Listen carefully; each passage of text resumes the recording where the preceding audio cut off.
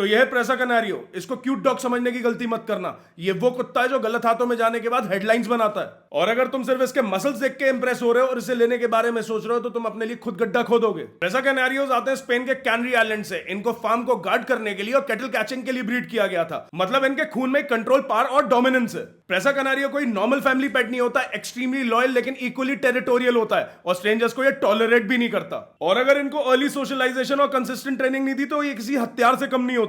ये वो ब्रीड है जिसमें गलतियों की गुंजाइश नहीं होती। हाइट की अगर हम बात करें तो 24 से 26 इंच की हाइट और वजन इनका 50 से 60 किलो और मसल मास तुम्हारा जिम ब्रो भी शर्मा जाएगा। इसका बाइट फोर्स कई जगह 540 प्लस PSI तक रिपोर्ट हुआ है। मतलब एक बार लॉक हुआ तो खुलना मुश्किल। प्रेसा कैनारियोस को डिसिप्लिन, मेंटल स्टिमुलेशन और डेली इंटेंस एक्सरसाइज चाहिए। और अगर तुम एक 400 गज के अपार्टमेंट में रहते हो तो पहले अपनी EMI की टेंशन लो।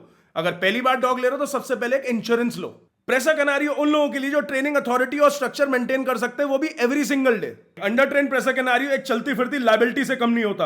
अग्रेशन इश्यूज इनके अंदर फटाफट डेवलप होते हैं। बहुत सारी कंट्रीज में ये रिस्ट्रिक्टेड है और सबसे बड़ी प्रॉब्लम, लोग इनको स्टेटस सिंबल बना लेते हैं और फिर जब ब्रीड उनके कंट्रोल में नहीं आती तो ब्लेम ब्रीड के ऊपर डाल देते हैं। तो एक प्रेसा कैनारियो पावरफुल तो होता है लेकिन खतरनाक नहीं, क्योंकि खतरनाक और गैर जिम्मेदार ओनर होता है। और अगर तुम एक प्रेसा कैनारियो को रिस्पेक्ट, डिसिप्लिन और टाइम नहीं दे सकते तो इस ब्रीड से दूर रहो। और अगर तुम डिसिप्लिन हो और तुम्हारे पास एक डिसिप्लिन प्रेसा कैनारियो तो उसका नाम कमेंट सेक्शन में मेंशन करके जाओ। ऐसी और वीडियोस के लिए अपने भाई को फॉलो करते रहो and be a responsible pet owner.